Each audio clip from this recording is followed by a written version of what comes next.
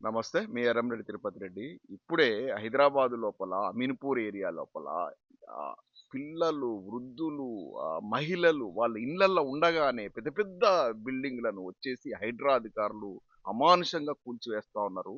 వాళ్ళు బాధితులు మొత్తుకుంటున్నారు. గగ్గోలు పెడుతున్నారు. అసలు ఇంత ఏందసలు ఎవరి సంతోషం కోసము, ఎవరి ఆనందం కోసము ఇట్లాంటి రాక్షస ప్రభుత్వం నడుస్తా ఉంది. ఇదొక సర్కస్ ప్రభుత్వమా? ఈ కాంగ్రెస్ ప్రభుత్వం యొక్క లక్ష్యం ఏందో అర్థం కావట్లేదు. రావడమైతే హైదరాబాద్‌లో కూల్చివేతలతోని స్టార్ట్ చేసిర్రు. ఏదైనా ప్రభుత్వం ఉంటే నిర్మించాలా గాని ఉన్న ఇండ్లను కూల్చేసి ఆ!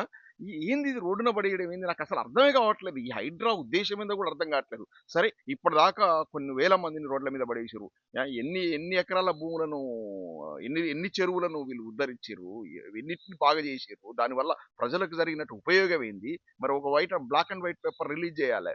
దానివల్ల ఎవరి సామాన్య ప్రజలను హింసించడమే ధ్యే ధ్యేయంగా పెట్టుకున్నట్టు కనపడతా, లక్ష్యంగా పెట్టుకున్నట్టు కనపడతా ఉంది. ఎక్కడి ప్రభుత్వం అండి? ఇదెక్కడిది? ప్రభుత్వ లక్ష్యం ఎట్లుండాలంటే ప్రజాపాలన పేరు పెట్టుకున్నారు కదా! ప్రజల యొక్క అవసరాల కోసం పనిచేయాలి గాని ప్రభుత్వము, ప్రజలను తీసుకొచ్చేసి రోడ్ల మీద పడేయడం ఏంది? ఇంత అమానుషమా? వాళ్ళు అసలు ఏడిసి గగ్గోలు పెట్టుకుంటున్నారు. కనీస కనికరం లేదా? మీకు తినే అన్నం ఎట్లా పోతా ఉంది? రోజు ఇప్పుడు ఈ మంత్రులు, ఈ ముఖ్యమంత్రి గారు, ఎమ్మెల్యేలు వాళ్ళందరికీ ఆ ప్రజల గోస పట్టనప్పుడు ఎందుకు మరి మీరు మీరు ఎవరిని ఉద్ధరించడానికి అధికారంలోకొచ్చింది? ఎక్కడిది ఈ ప్రభుత్వము? ఏంది ఈ ప్రభుత్వము? ఇంత రాక్షసంగా వ్యవహరిస్తా ఉంది. అసలు అర్థమే కావట్లేదు. హైదరాబాద్‌ను సర్వనాశనం చేయడమే లక్ష్యంగా పెట్టుకున్నట్టు కనపడతా ఉంది. మరి ఇక్కడ హైదరాబాద్‌ని నాశనం చేసేసి మరి పక్క రాష్ట్రాల్లో ఉన్నటువంటి వాళ్ళ క్యాపిటల్ సిటీలను డెవలప్ చేయాలని లక్ష్యంగా పనిచేస్తుందా? ఇక్కడికి మొత్తం పెట్టుబడులను తరలిపోవాలనేటువంటి లక్ష్యంగా పనిచేస్తా ఉందా? హైదరాబాద్‌లో రియల్ ఎస్టేట్ రంగం మొత్తం కుదేలైపోయింది. చాలా మంది రియాల్టర్లు వీళ్ళంతా ఆత్మహత్యలే శరణ్యం అనేటువంటి పరిస్థితి తీసుకొచ్చి పెట్టిర్రు. ఒక పక్క రైతాంగాన్ని పట్టించుకోకుండా వాళ్ళకి కనీసం యూరియా కూడా సప్లై చేయని దుస్థితి చేరుకుంది. రైతు భరోసా పేరుతో అధికారంలోకొచ్చి మొత్తం ఇప్పుడు 3 విడతల రైతు భరోసాను ఎగ్గొట్టిర్రు. మీకు చిత్తశుద్ధి ఉంటే మీరు చేస్తాన్న 6 గ్యారంటీలను ఇంప్లిమెంట్ చేయండి. ఆ! ఫీజ్ రియంబర్స్‌మెంట్ లెక్క దాదాపు సుమారు 10,000, 12,000 కోట్ల ఫీజ్ రియంబర్స్‌మెంట్ ఇయ్యక విద్యార్థులకి వాళ్ళ సర్టిఫికెట్‌లు విద్యార్థులు తీసుకోలేని దుస్థితి నెలకొంది. వాళ్ళ యొక్క భవిష్యత్తు మొత్తం అగమ్యగోచరంగా తయారైంది. హ్మ్. ఏదో ఇంకా ఇప్పుడు తులం బంగారం అన్నారు, 4,000 పెన్షన్లన్నారు, వికలాంగులకు 6,000 పెన్షన్లన్నారు, ఇవన్నారు, అవన్నారు, ఇవన్నీ చెప్పారు. అవన్నీ పోనీయండి. కనీసం రైతులకు పెట్టుబడి సాయం ఇవ్వలేని దుస్థితిలో కా కాలేజీల్లో చదువుకునేటువంటి పిల్లలకు ఫీజులు చెల్లించని దుస్థితిలో ఉన్నటువంటి చాలా హాస్పిటల్ లోపల కనీస సదుపాయాలు లేవు. వైద్య సదుపాయాలు లేవు. కనీస వసతులు లేవు. ఆ హాస్పిటల్‌లో అయితే ఎంత దయనీయంగా ఉన్నాయంటే గవర్నమెంట్ హాస్పిటల్ పరిస్థితి అయితే ఎలుకలొచ్చేసి పేషెంట్ల కొరుకునే ఉదంతాలు చూస్తా ఉన్నాం. ఇంత దారుణమైన పరిస్థితి తెలంగాణలో ఉంటే పెద్ద పెద్ద ఇన్‌స్ట్రుమెంట్స్ కొని, పెద్ద పెద్ద జేసీబీలు కొని, క్రేన్‌లు కొని, ఈ ప్రజలను రోడ్ల మీద పడేసే విధానం అయితే ఉందో కూడా మేధావులు, విజ్ఞులు అందరూ కూడా ముక్త కంఠంతో దీన్ని ఖండించాలా. ప్రజాస్వామ్యవాదులంతా కూడా ఈ రాక్షస ప్రభుత్వాన్ని మనము ఆహ్, ఎదిరించాల్సిన అవసరం ఉంది. ఆ! మనం అడగాల్సిన అవసరం ఉంది. అసలు ఎవరు మొత్తం మూగబోయినాయి. కోదండరాము నాయనా ఎక్కడ పోయినావు నాయనా? కోదండరాము నువ్వు పెద్ద మాట్లాడతావు కదా! సామాజిక తెలంగాణ, బడుగుల తెలంగాణ అని మరి ఎక్కడ పోయినావు నీవు?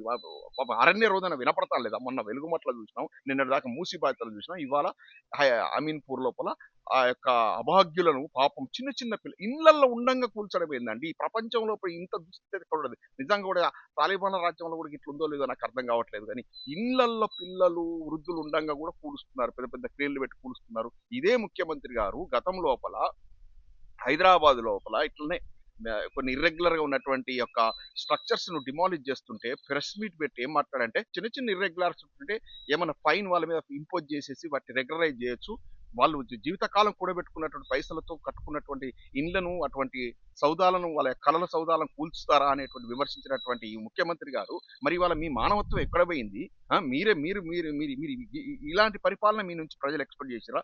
మేము కూడా అనుకున్నాం ఈ యువకుడు చాలా గొప్ప పరిపాలన ఇస్తాడని. ఇదేందండి డిమాలిషింగ్ ఏంటండి? You have to build the state. What is this non sense? What's going on in Telangana?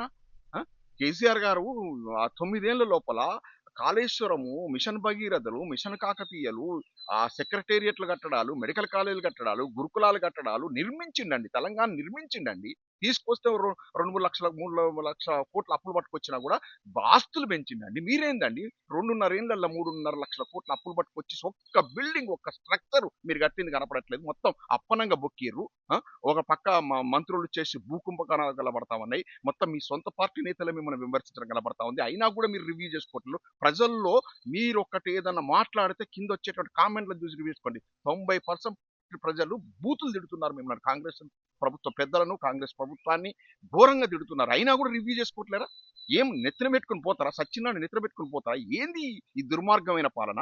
అరణ్యను గంత ఘోరమానండి పాపం. అరే, ఇండ్లను కూలుస్తారా అండి? ఏం ఏం ఏమి ఏమి అంతంత పెద్ద కట్టడాలను కూల్చి ఏం సాధిస్తారు మీరు? ఏ ఏ ఏం ఏం ఏం ఉద్ధరిస్తారు? ఎక్కడి పరిపాలన ఇది? గింత చండాలమైన పరిపాలన? అరే నీ అమ్మాయి, అరే కనీసం రివ్యూ చేసుకుంటారు. అరే మనం చేసే పని కరెక్టా కాదా అని రివ్యూ చేసుకుంటారు. ఉమ్మేస్తున్నారు మిమ్మలను. వాళ్ళు ప్రజలేసే ఉమ్మిలో కొట్టుకుపోయే పరిస్థితి వచ్చింది. దారుణమైన పరిస్థితులు నెలకొన్నాయి తెలంగాణ లోపల. ప్రజాస్వామ్యవాదులారా, ఇటువంటి దురాఘాతాలను ఖండించండి. కమ్యూనిస్టు సోదరులల్లా కనీసం ఈ పేదల కోసం మీరు కొట్లాడండి. ప్రజా విశ్వాసాన్ని మళ్ళీ చూరగొడండి. మీ మీ మీ నోరులన్నీ ఎందుకు ముద్దబడ్డాయో అర్థం కావట్లేదు. మీరు బడుగులు బలహీన వర్గాల కోసం, పేదల కోసమే కదా మీరు మీ గొంతులు లేవాల్సింది. ఎందుకు ఇంత సైలెంట్ అయిపోయారు? ఒక పక్కన కేరళ లోపల మీ ప్రభుత్వాన్ని బొందబెట్టడానికి ఇక్కడ ఆక్రమంగా సంపాదించిన డబ్బంతా తీసుకుపోయి ఈ కాంగ్రెస్ ప్రభుత్వం అక్కడ ఖర్చు పెడతా ఉంది. అయినా కూడా మీకు అర్థం కావట్లేదు. ఆ? నేను విజ్ఞప్తి చేస్తున్న ప్రజాస్వామ్యవాదులారా, స్పందించండి ఇటువంటి దురాఘాతాల మీద. అది చూస్తా ఉంటే నిజంగా కూడా కళ్ళ నీళ్ళు తిరుగుతూ ఉన్నాయి. వాళ్ళు ఎంత కష్టపడి ఆ ఇండ్లు కొనుక్కున్నారో, ఒక్కొక్క రూపాయి కూడా పెట్టుకొని, ఒక పేదోడు, ఒక మధ్యతరగతుడు ఇల్లు కట్టుకోవాలంటే వాళ్ళ జీవితకాలం వాడు పని చేస్తా కానీ చేయలేడు. అటువంటి ఇళ్లను కూలగొడతా ఉన్నారు. కూలగొట్టడం ఏమైనా ఇర్రెగ్యులర్స్ ఉంటే ట్యాక్స్ ఇంపోజ్ చేయండి. డౌన్ ద రోడ్ కరెక్ట్ గా ఉండేటట్టు చూడండి. ఇప్పుడు ఉన్న ఇళ్లను కూడా కొట్టడం ఏంది? ఇదైతే చాలా దారుణం. ఇదైతే అమానుషం. ఇది ఎక్కడ నిజంగా కూడా ఉగ్రవాదులు పరిపాలించినప్పుడు ఇంత చండాలంగా ఇంత పరిపాలించారు. ఎక్కడి ప్రభుత్వం? దిక్కుమాల కాంగ్రెస్ ప్రభుత్వం. ఛీ ఛీ ఛీ ఛీ ఛీ.